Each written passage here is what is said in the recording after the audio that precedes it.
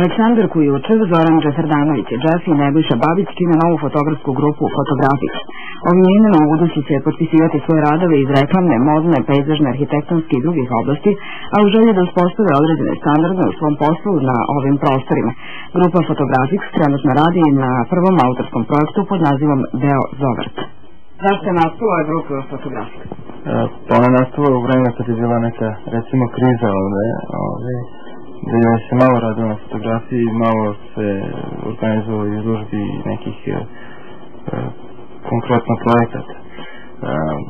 Naša ideja je bilo da pokrenemo, da se dešava i sa naše strane nešto, što će normalno stvoriti neku zdravu konkurenciju i drugim ljudima koji su također veoma kvalitetni u ovome gradu, u ovoj zemlji, i na neki način ih pokrenuti da i oni naprave neki bolji vredniji projekat. Dugo smo razmišljali što da bude taj izlaz na scenu, pa smo se odlučili da to bude ovaj projekat Zoroški vrt, koji bi bio bliži i mlađoj publici, i one starije, i da se to bude na neki drugačiji način koji će biti interesantan i samim tim privući pažnju. Mene je bitno normalno ufotiti taj neki moment, taj neki život ljude, kad se komplementujem normalno prikazati jednu snimku što više informacije o tom predmetu. Trudit ćemo se da to radimo na neki novi način. Usaglasiti se tome kako se to radi već u svetu odavno, a opet gdje ima neki prizvuk ovog našeg tla, naše okoline. Mi smo u stvari primarno, prvenstveno smo orijentisani na fotografiju i to pretežno komercijalnu fotografiju, ali ne samo to, nego znači sve što se tiče vizualnog, a to podrazumeva i grafički dizajn, uopšte vizualni identitet, podrazumeva i produkciju i režiranje spotova, reklama. Moja umetnička fotografija, odnosno opet se vraćamo na jedan stari problem, ta podela umetnička, neumetnička, komercijalna, nekomercijalna. Mislim, nažalost, to jeste tako i moram i ja da se nekako uklopim u tome, da u principu ne volim te podele i ono što radim komercijalno i ono što radim nekomercijalno, ja se trudim da prvenstveno to iskažem na neki svoj način, ovako kako ja to vidim, znači da kažem, da dam neko svoje mišljenje i viđenje sveta oko sebe kroz to što radim.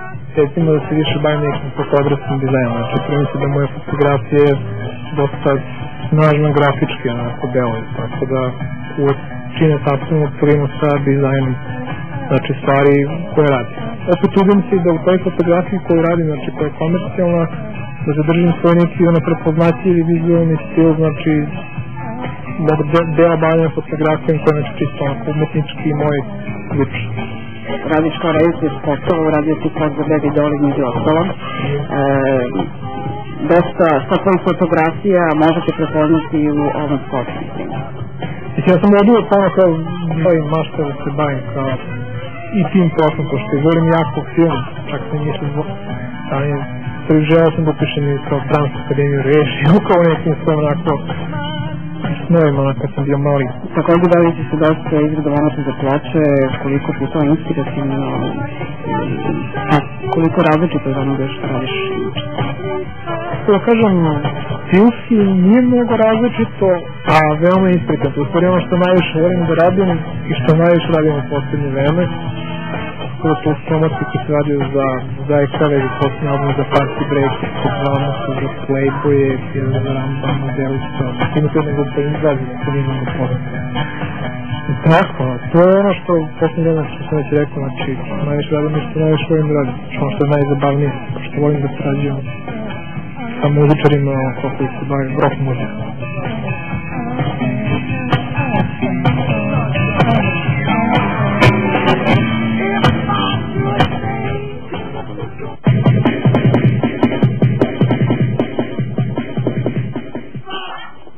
Jedan od najznačajnijih poljskih filmskih režisera novijeg doba, Krzysztof Kieślowski, umro iznenada u Varšavi. Ovaj autor označuje svojim delom evropski filmski vrh 80. godina.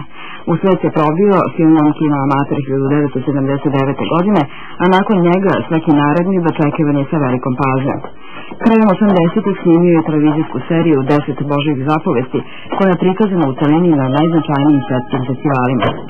Iz ove serije nastale su i dva filma, kratak film o ljubavi i kratak film o ubijenju, koje su Kieślowskom donela svetsku slavu. Poslednjih godina režirao je u Francuskoj. Veronikin dvostruki život donio je glumici Irene Jacob Kansku nagradu za najbolju žensku ulogu. Trilogija Tri boje, plavo, belo, crveno dobila je nagrade na najvećim filmskim festivalima. Plavo, Zlatnu glavu u Veneciji 1993. Belo, Zlatnog medveda u Berlinu, a crveno, Zlatnu palmu za režiju u Kanu 1994. godine. Ovaj film bio je nominovan i za nagradu Oskar prošle godine.